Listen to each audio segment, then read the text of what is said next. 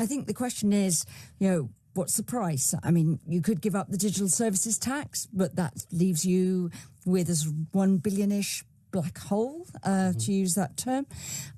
Do we want to do that? Remember, the digital services tax was designed to level the playing field a bit between bricks and mortar businesses and online retailers and people like that.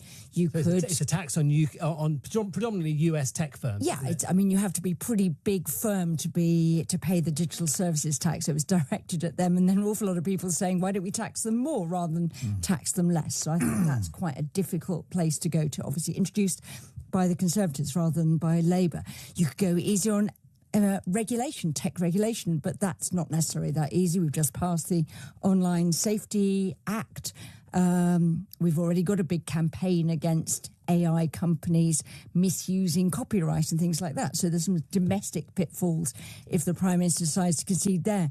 If he was looking for a wider trade deal, then it would raise question marks as well, I think, about the reset with the EU. So if you wanted to do something that was a much bigger sort of trade deal, that would probably involve taking US agricultural imports. We've heard Nigel Farage saying, why not let chlorinated chicken in, just label it, give consumers the choice.